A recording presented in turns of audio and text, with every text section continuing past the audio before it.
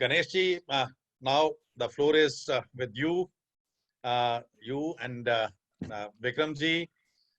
Vikramji will like to have your some honest and some dishonest answers.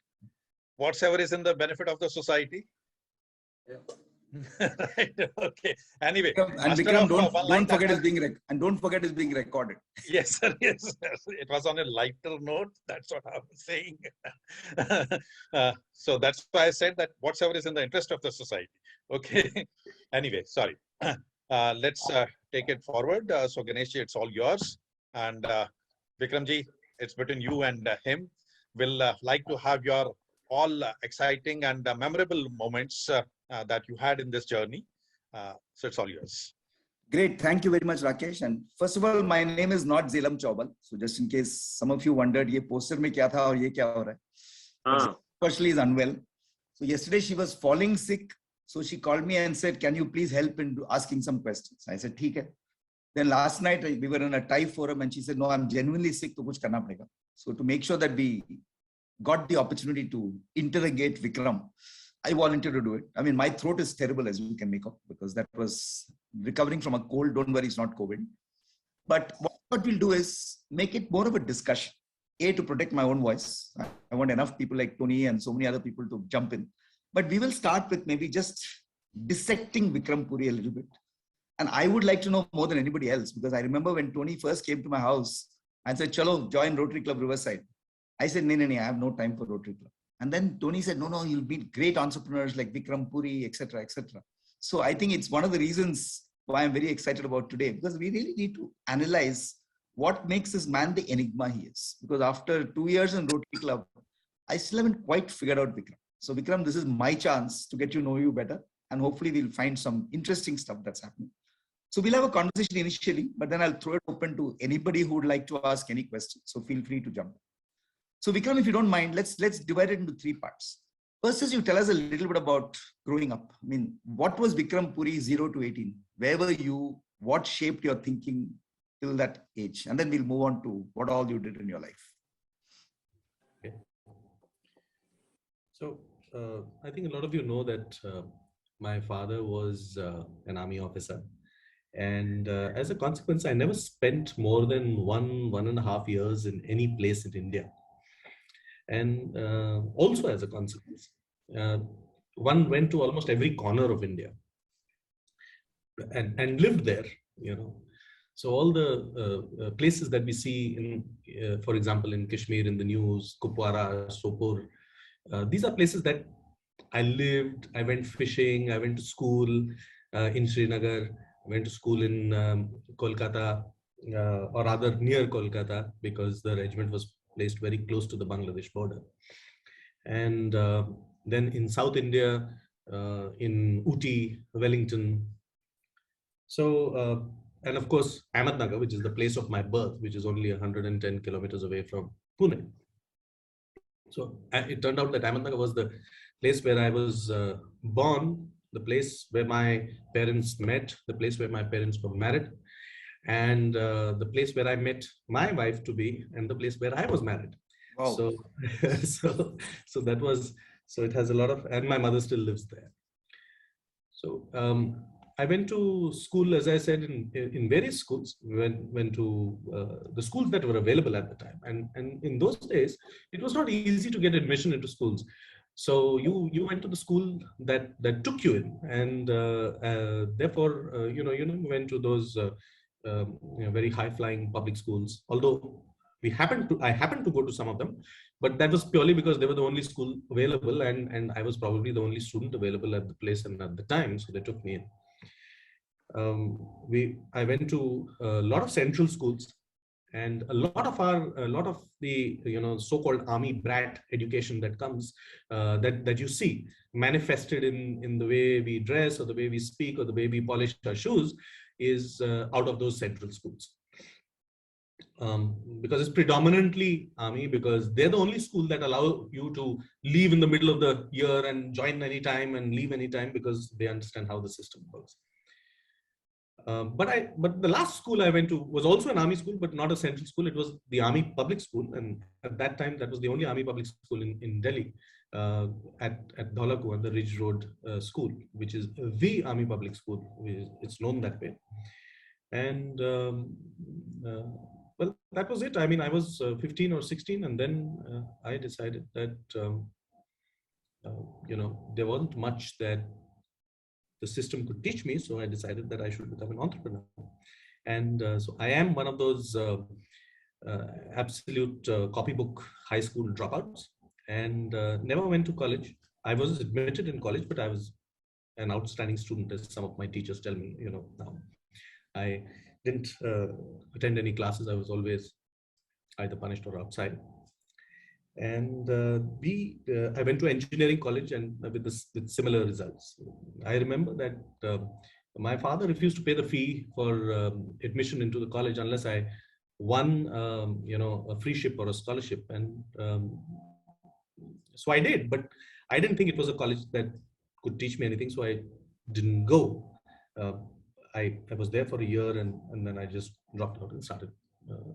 So what gave you that background, Vikram? I mean, why this whole maverick approach? Was it because of shuttling around the country and too many schools and not being rooted to one place?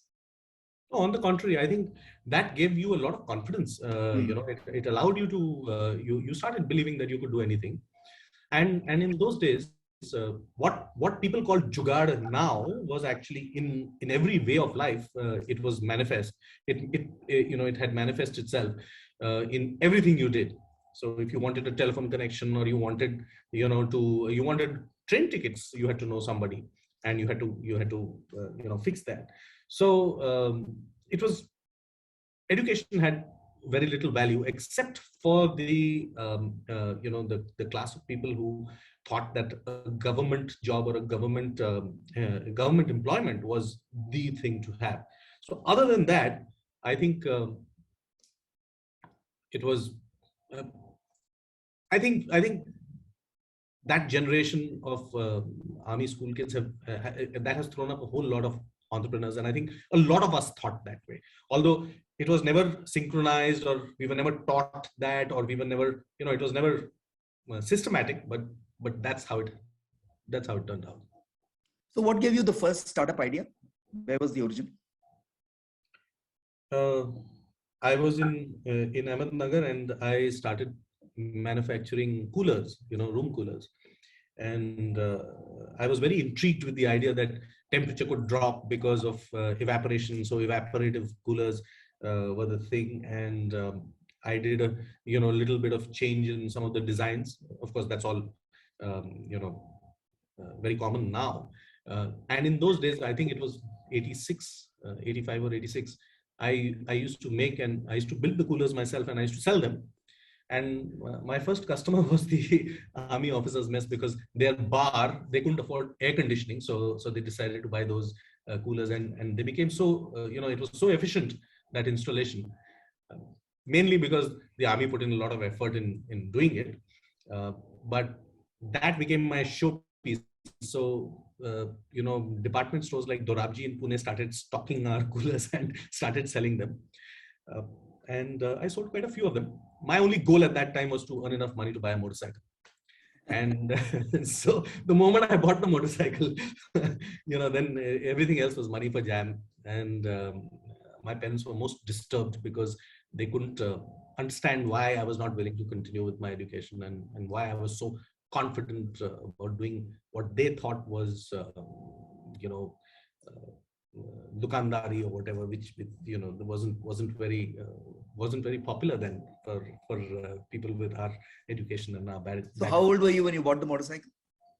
I was 17. I was not allowed to ride it, but I could buy it. I remember having an argument about the ownership, because they said you need to be 18 to buy a motorcycle, and I argued successfully that I could be an owner as a minor, but I couldn't ride it. So I bought it. And it was a Yamaha. Before that, I had assembled a bullet motorcycle from the scrapyard, and because I was riding it around, so finally, everybody relented and said, please let him buy a motorcycle that will not kill him. So that was a Yamaha, which was my dream motorbike, which I bought, and I still remember the registration number. It was 5558. And I sold it to my friend, who, by the way, still has it. And whenever I visit Ahmednagar, he shows it to me. Wow. So who was more supportive of your maverick streak, Vikram? Your mother or your father? I think neither of them. They just sort of they just sort of accepted it. My mother, if you want to put it on a scale, then probably my mother was less resistant, not supportive, but less resistant. She felt that I should, of course, continue with my education, and she thought that in those days there was no such thing. The word entrepreneur was a dirty word, and you were just either you could be a thekedar or you could be a job worker or something like that, but you couldn't. Entrepreneurship wasn't really there. You could be a contractor, so and that was the Hindi equivalent, thekedar. So my dad, of course, said, okay, you're on your own if you want to do that. And that was it. I did that and moved on to distributing spares. So I had a distribution network. No. What happened to the cooler company? I mean, did you stop manufacturing coolers after that? How did it go? Yes, I stopped because I earned enough money to buy a motorcycle, and it became a little boring, and then if I remember correctly, a family friend got a big contract with the World Bank, the project department of the World Bank in Bombay, and I had just turned 18. So he said, hey, and my parents were very keen that I should do something constructive. That's what they thought. So I took on that project, and that was my first engineering construction project. And I quickly, I think, learned the ropes. And we were moving. It was an earth moving job. It was a reclamation. So if you drive to Bombay and you cross the Thana Creek Bridge, just after you cross the toll, on the left side, you see the railway line, which was being built at the time. And across the railway line, there's an area called Mankhurd, where there are lots of buildings. So that was the sea. And that entire area, some 78 acres of the sea, was reclaimed by the work that I did there. It took 2 years, and it was great fun. I experienced it for an 18-year-old. You're using excavators and bulldozers, and because you quickly became the boss, because you took on all the responsibility and all the you made all the promises. So everybody quickly gave you all the authority, and therefore you got to drive them and become good at it, which was also very exciting. So I remember our trucks used to cross the Thana Creek Bridge 1,200 times a day, 600 round trips in a day. So to and fro was 1,200 times, and I learned how to handle accidents, and we had a couple of deaths. One of our dumpers went over the bridge into the sea. So it was quite an educative period. So how long did that stint last? 2 years. Oh, that's it. My God, everything is 2 years in your life. Everything is 2 years in my life. Yes. By that time, you were an old age of 20. Then what happened after that? I was feeling very old, as you correctly pointed out. And I had nothing to do, so I came back to Ahmednagar, and that's when I started distribution. I was selling and distributing spare parts, because somebody told me that these are very difficult to sell and you can't make money. So I thought it was all a matter of management and planning, because by that time you thought that you knew a lot, having done what I had done. So I ran a distribution and supply chain system for automotive spares for about 1.5 years, till about 1990, by which time I gate crashed a party, and I met my wife to be at that party. And she said, and in 3 days we decided that we want to be married. So I still remember that, my father was furious, because he says, in Ahmednagar, there was no place to go out in the evenings for a date or anything like that. So the circus was in town, so I took her to the circus.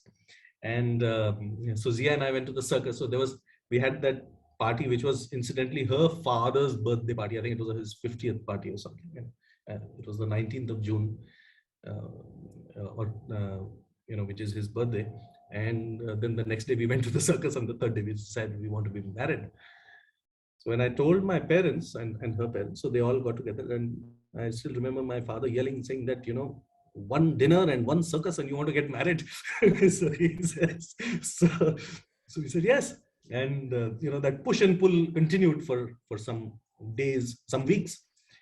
And of course, Zia said, I am not going to live in Ahmednagar, that's a village and I have to live in Pune. And so if you want to marry me, you have to move to Pune, which is how I actually came to Pune, which is why I came to. And that was... How old were you when you got married? I was 23. Wow. My daughter's 29 now. So... And then you moved to Pune. That lasted more than 2 years, Vikram. Sorry? I hope so. I think that's lasted more than 2 years. 30 years, last 23rd of December.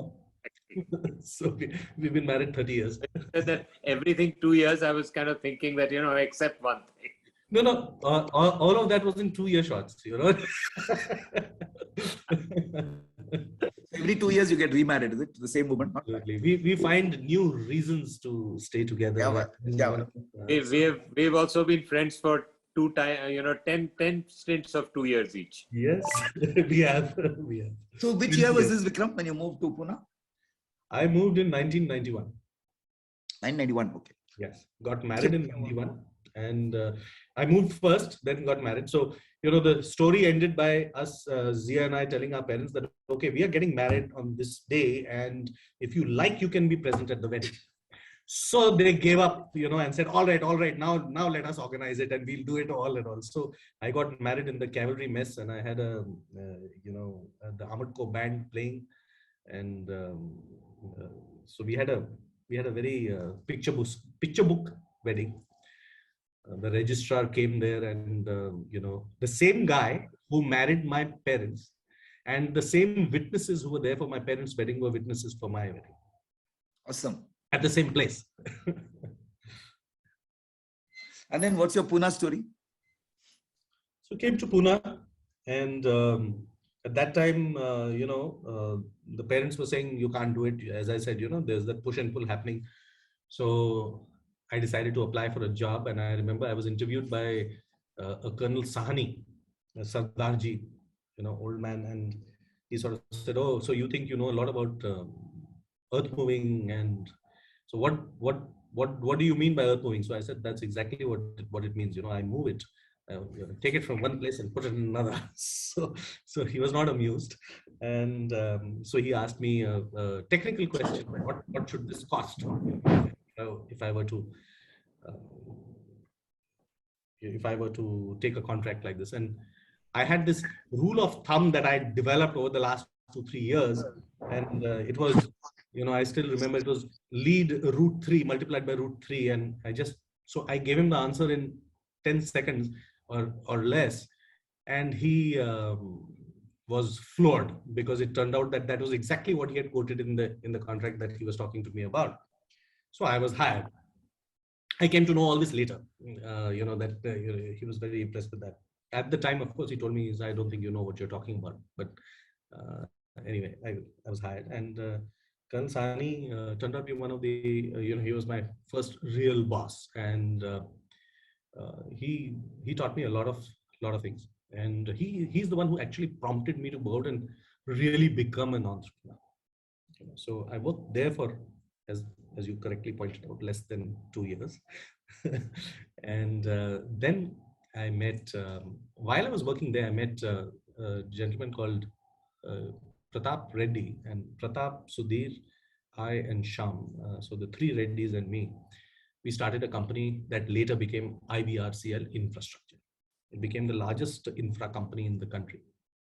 And in the 3 years from the time we started it to the time we went public, we went IPO on the Bombay Stock Exchange. We did from scratch to 400 crores, 440 crores, in 3 years. So that was the greatest learning experience of my life. Those 3 years, I think, were the greatest learning experience.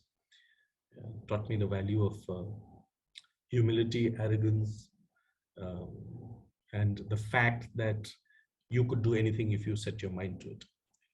There were really no limitations. But tell me, in this process, did you develop a hugely superior view of yourself? Yes.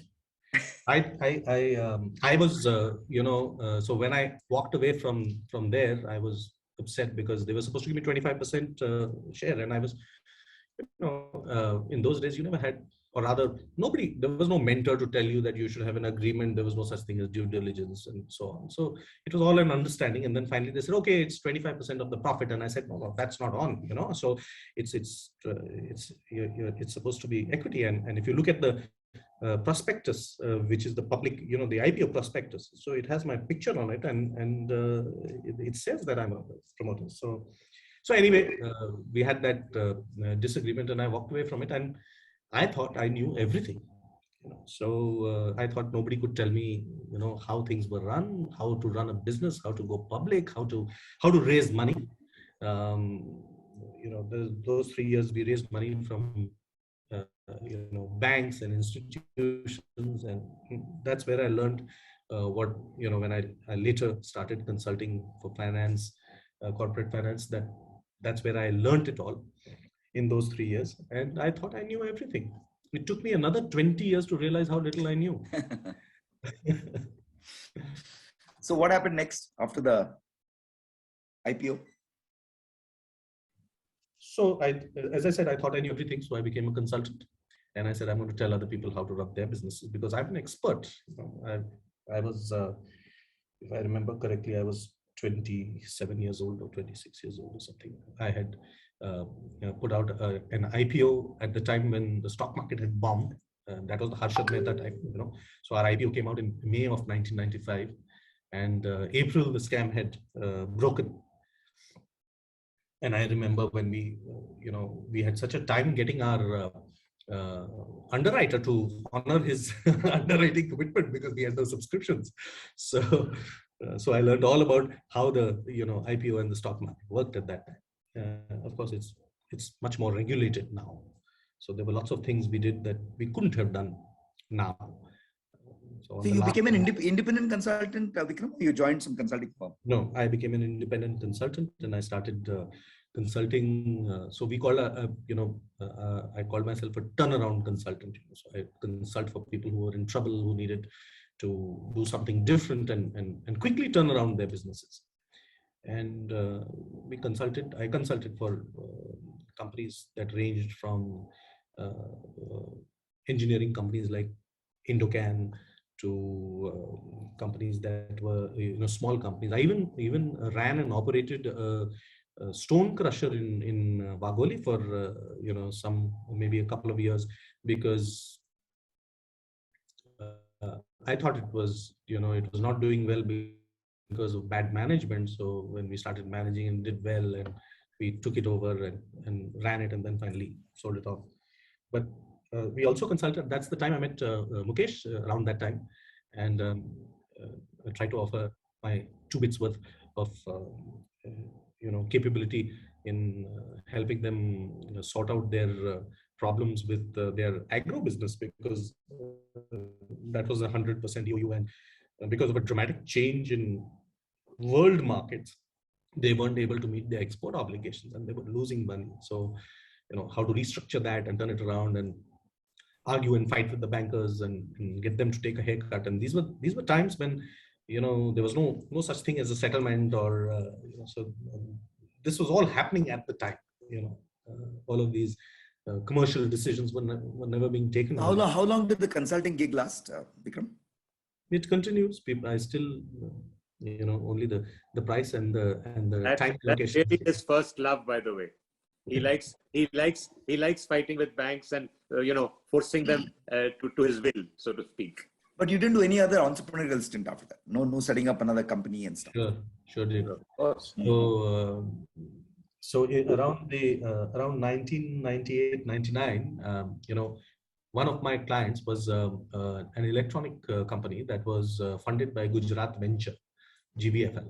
Yeah. And GVFL at the time was one of the first earliest venture funds. It was run by a gentleman called. Am I still there? Hear somebody else? I think Rashmi. No, I think it's Rashmiji's. Yeah, sorry. So in '99, I was consulting for these guys, and Gujarat Venture suddenly turned around and said that, okay, if you think you're so smart, why don't you buy us out? Because I was trying to convince them to. Have we lost Ganesh? I'm here. I'm here. Okay. So we thought that that company was worth recapitalizing, and we were trying to convince Gujarat Venture to do that. And Vishnu Varshney, who was the CEO of Gujarat Venture, he said, okay, so you think you're really smart. Huh? So we like your business plan, but we don't want to do it. We don't want to fund it. So why don't you buy us out? So I thought I was being a real smart ass, and I had a great connect with bankers. So I mortgaged everything I had, which was very little, and I bought them out, and I bought out Gujarat Venture stake. And I remember when the shares were transferred and all of that, there was no such thing as due diligence, and nobody checked anything and nobody did anything. It was, I remember that everybody who passed me on the street, I mean, figuratively speaking, would raise his hand and say, oh, your company owes me money, and we would then go to the thing. And so, they started suing the company, and luckily I wasn't a director yet. So I wasn't, there were checks which had been issued, and the checks were being presented. And in those days, Section 138, the weapon was just as strong as it is today to every law-abiding person, which is what one was. So, it was a miserable time, and we started to turn around that, and that company was in the business of manufacturing time and motion recorders, basically data recorders and data loggers. And incidentally, one of the earliest employees of that company at the grand salary of 5,000 rupees a month was one Mr. Narayan Murthy. And Narayan Murthy, accepted that job, and then actually went on to incorporate Infosys within the same premises of that company. Oh, really? Wow. Yes. So the first registered office of Infosys is care of the company that I bought, which is Systech Limited.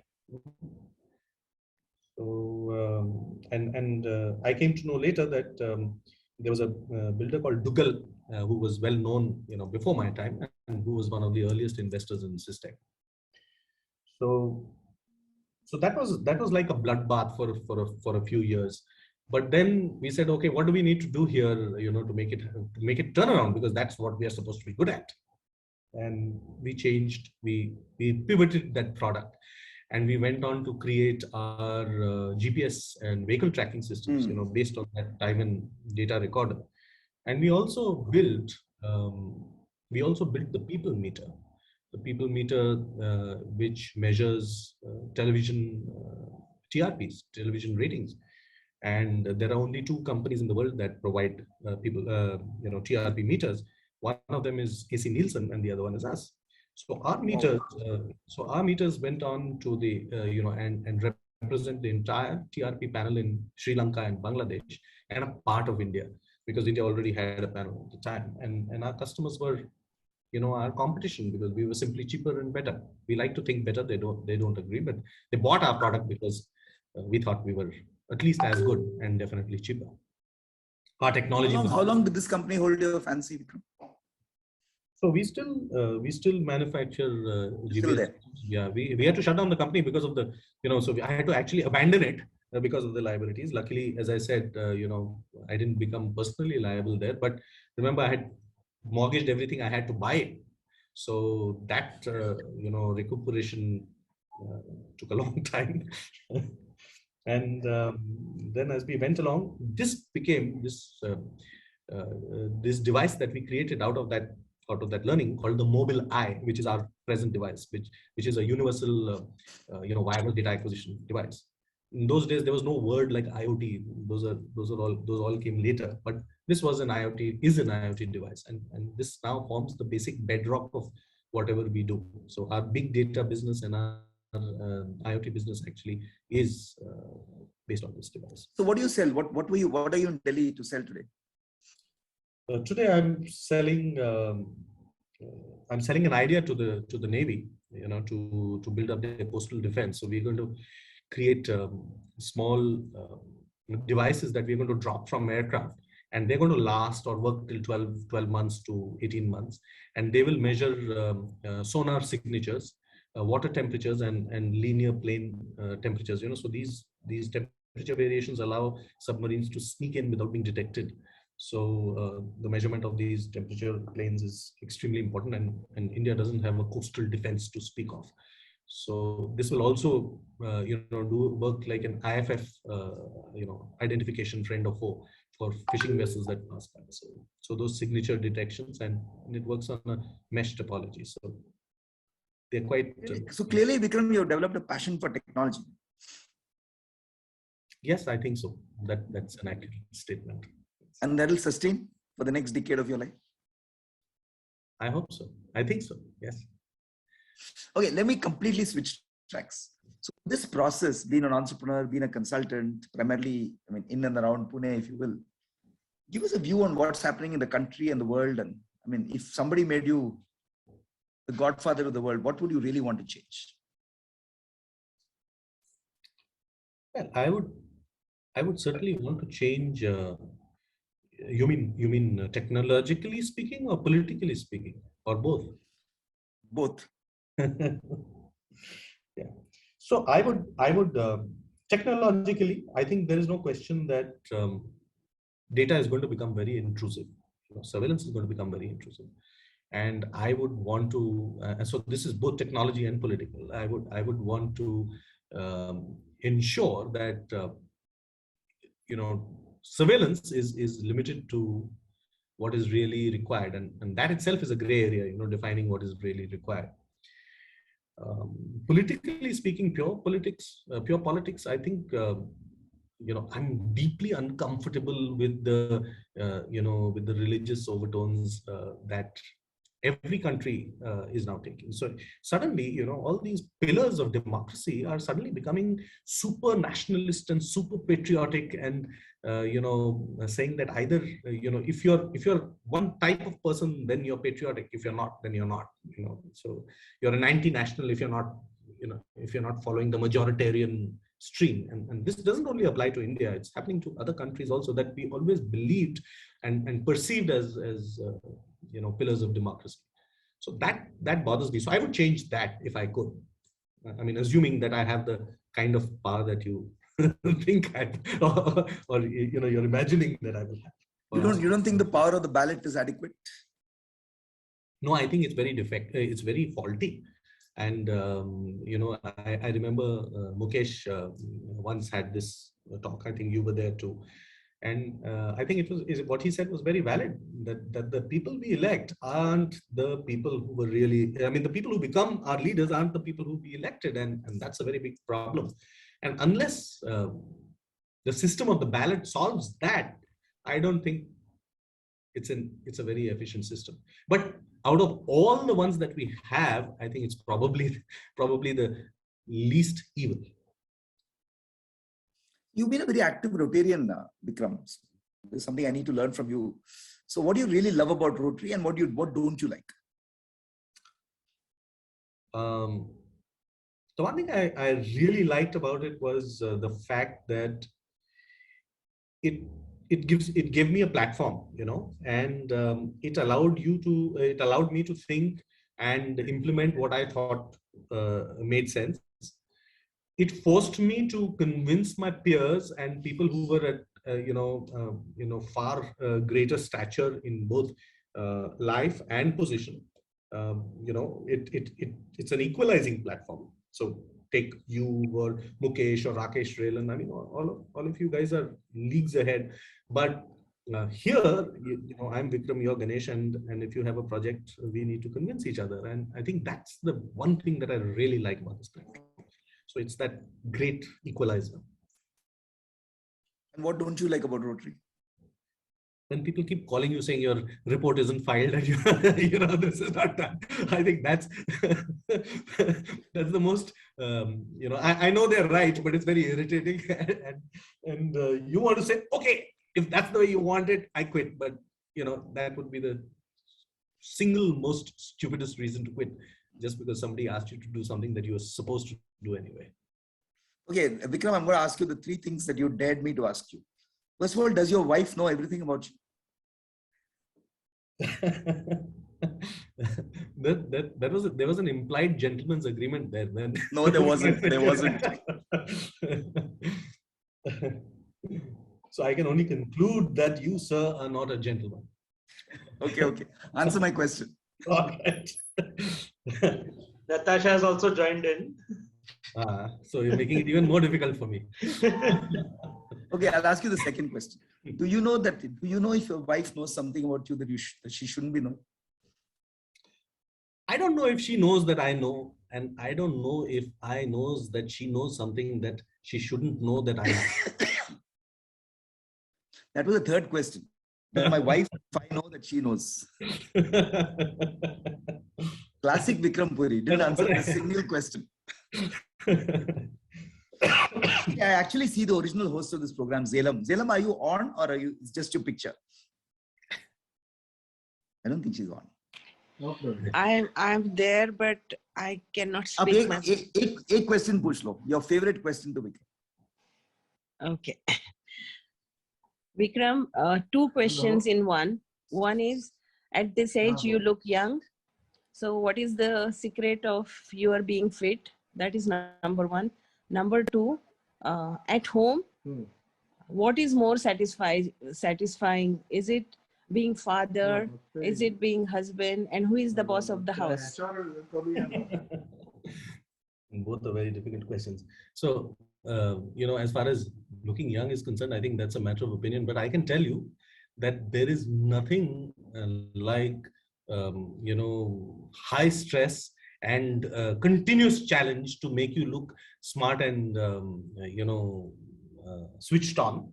And I think that's probably what it is. I don't think I look young, but I just, I look very much there. And maybe that's why people think I'm switched on.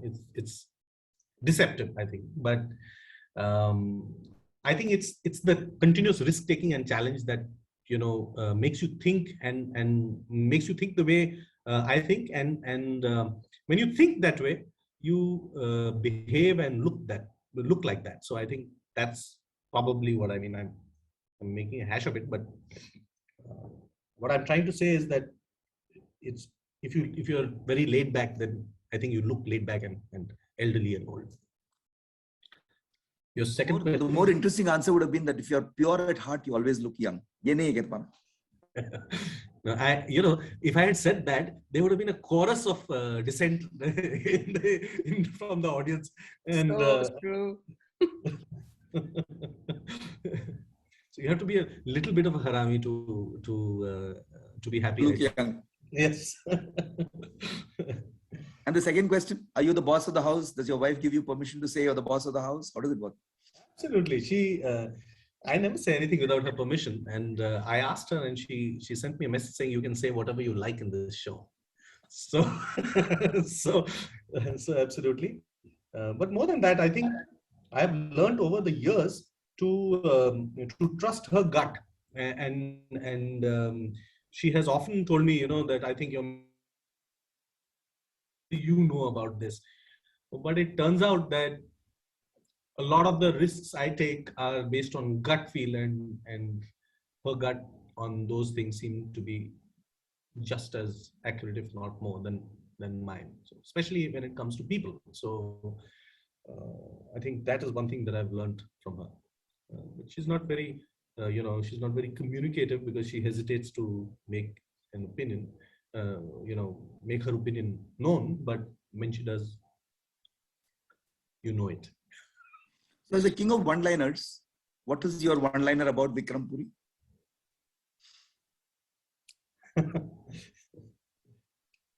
Jack of all trades and master of only some.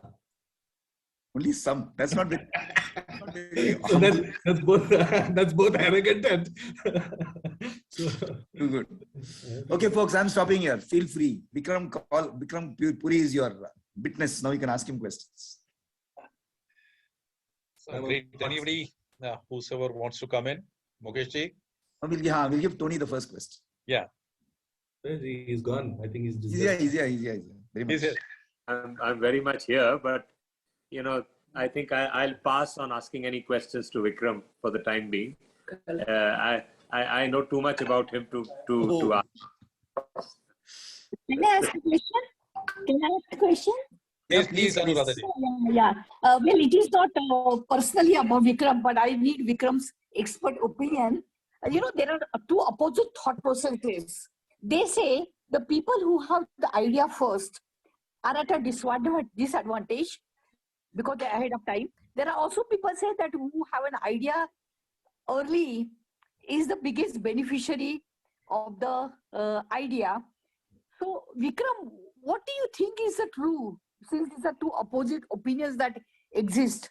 And what made you successful? Because of an early idea or because of your management and implementation capabilities? So let me answer the first part first.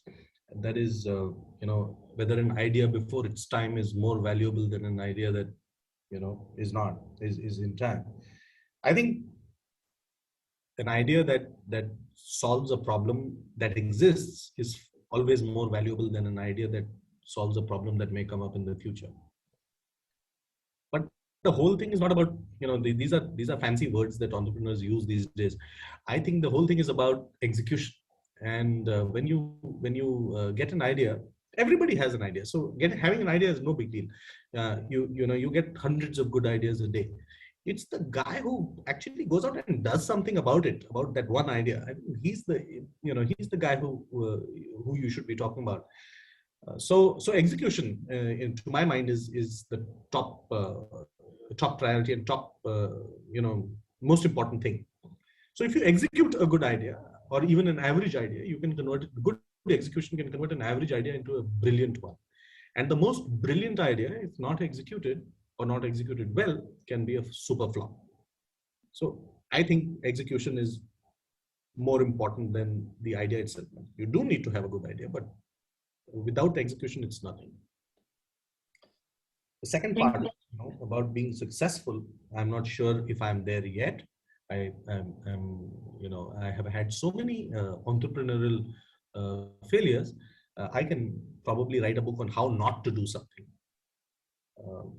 But what I've learned is over the past couple of years, ever since we got an equity investor in our company, and now I run a larger group with turnover in the 4 digits.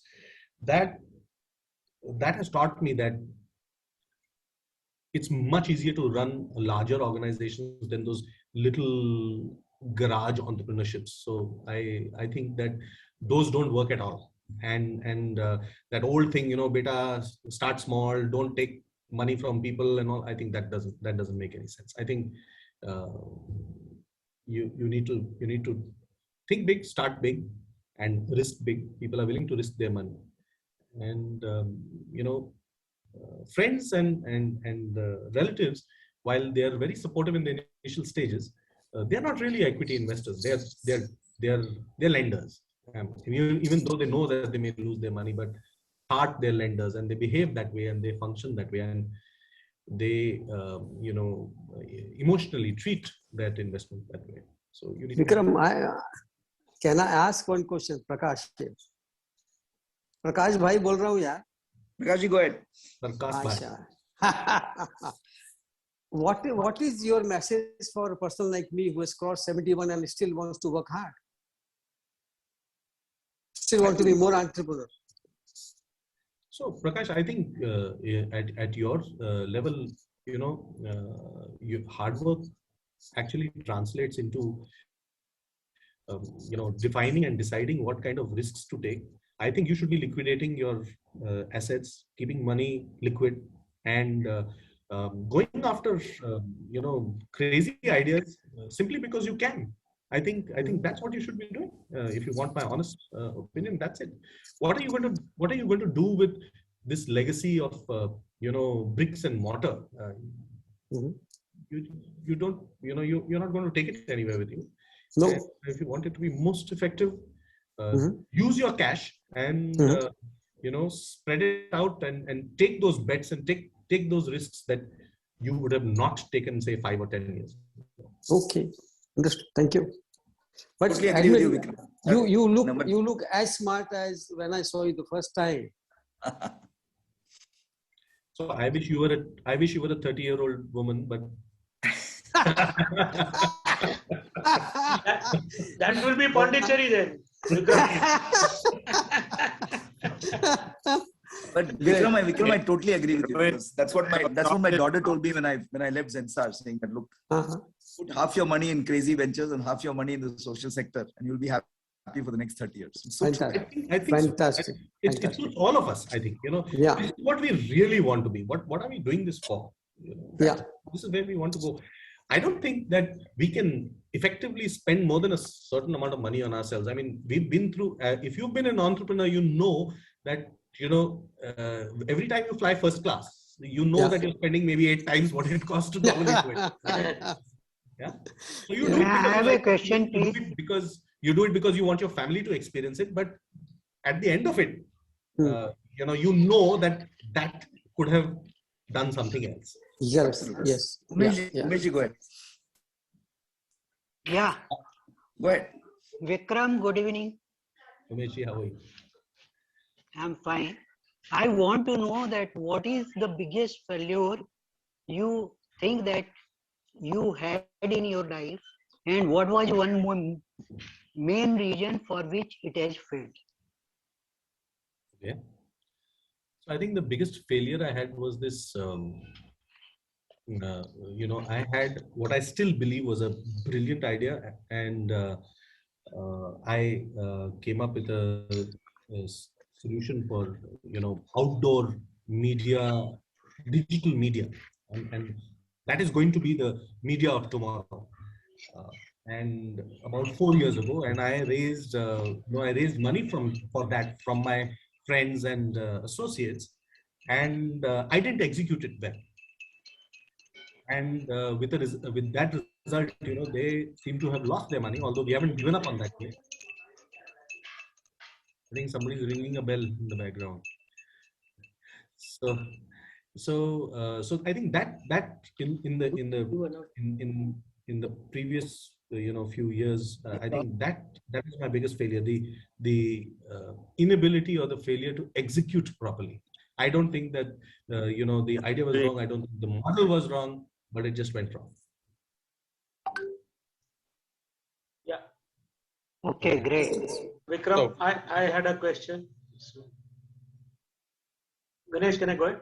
Yeah, please, sir. Please. Vikram, you were talking of entrepreneurs going it big. Nowadays, that Shark Tank which has come, how do you think it would be helpful for them to, or do they just steal the ideas? I don't think anybody steals ideas. Stealing an idea is not easy. This is a fear that lots of entrepreneurs have, that my idea will get stolen. Or I don't think investors steal ideas. What can happen is that when you go and give your idea to a company that is already a startup which is well funded, they may try to do something similar if they hear about it, which is a fair one. So I don't think there's any theft of ideas. And I think the Shark Tank is exactly what the name says. So there are sharks sitting around, and you've decided to swim in that pond, and you need to risk that shark bite. The upside is that you have an investor who says, okay, I'm good for $500,000 or $1 million in your investment, and that decision happens in 3 minutes or 4 minutes.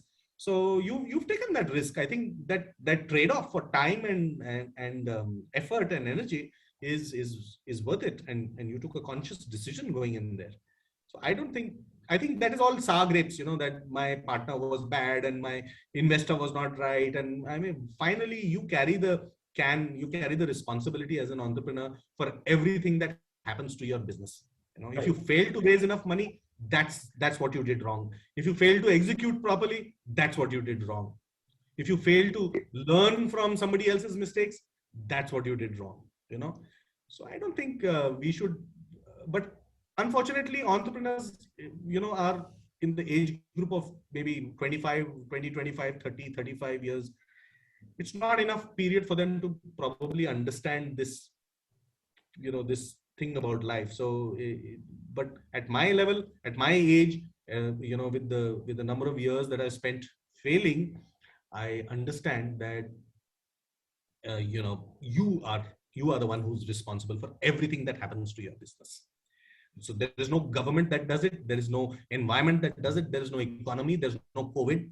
So if you're not prepared for something like a pandemic, you're not a good manager. I mean, you can't, if you can't adapt, you're not a good manager. So you need to learn and change. Right. Thank you.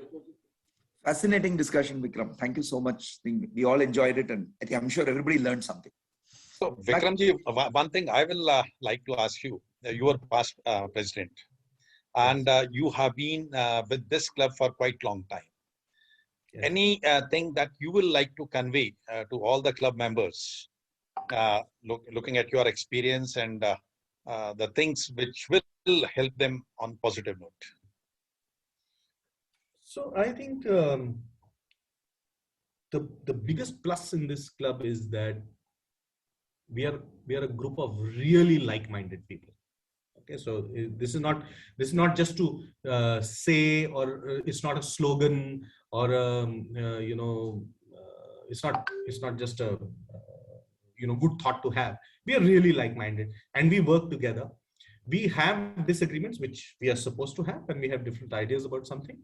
But I think this club is very tightly integrated, and we all know each other so well that we know how each one of us will react to something. We know what we will smile at, and we know what we will frown at.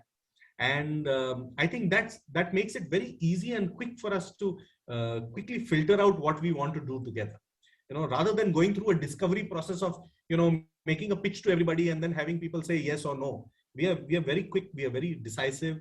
And when we decide to do something, I think we've seen that our execution is phenomenal. People like Neeru and Umesh Jalan, Ganesh, they push like crazy. Mukesh, is a real go-getter. He's very polite, he's very friendly, but he makes sure that you do what you're supposed to be doing.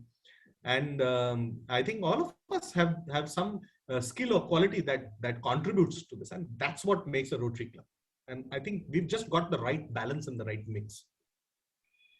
Thank you so much. And I'll request you to perform your duty also, one-liner. No, before that, can I ask Natasha Puri, she'd like to ask something to her dad or say something? Hi, everyone. Sorry, I put my video on. Question from my dad. I feel like he answers my questions without me asking them also sometimes. But I want to know, how did you, when you were like young, when you just got married and you started your family, how did you balance the two? Like, how did you balance your work life and your family life? And what could you have done differently or better or worse? Or just what are your thoughts on that? So the honest answer is I did not balance it. And I used to work many hours a day, and I used to see your mother and you probably before I left, and when I came back you were asleep. I remember taking you to the school bus, and that was it. Those are the minutes that we spent. And I remember that I was always sleep deprived, and I remember yelling at you because you woke me up once. So I think the right answer to that is that I did not have a good family and work-life balance. And the second part of your question, how did we manage through that? I think it was because of your mother. I think she stood by and accepted what I was doing, but it was very difficult for all of us. And I always believed that, as a child, you didn't need to be told what to do or what to learn and where to go. So with the result that you had to find your own education and find your own calling, which you seem to have done very effectively. But That's how it was. Thank you, Daddy. Thank you. Back to you, Rakesh. Thank you. So, Vikram, you have been very popular on your one-liners. Otherwise, also, everybody looks forward to have advice from you. And in difficult times, you only come forward and guide everybody on various complicated matters, I will say. So, first of all, I must say thanks to you for all this contribution. And we are lucky to have you as a guiding force in the club. So that strengthens the club like anything. So one-liner, as you should. I am everything that Mukesh did not say. That's my one-liner. Mukesh ji, sir, complaint. That's very philosophical. Complaint. चल तेरे को बारा तेरे को देखता हूँ मैं. That is a one-liner. That is a one-liner. Yeah, but I have this to say to everybody here. All the members of the club are, reasonably wealthy, a lot of them, and therefore, you need to treat your wealth like a ship. Don't park it in the harbor and keep it protected. Ship is supposed to sail in the sea, with the storms and the waves. You don't run to harbor every time there's stormy weather out there. And you need to use your wealth. I'm not saying spread it around, but use it effectively. So ships are meant to sail in the sea and not be anchored in the harbor.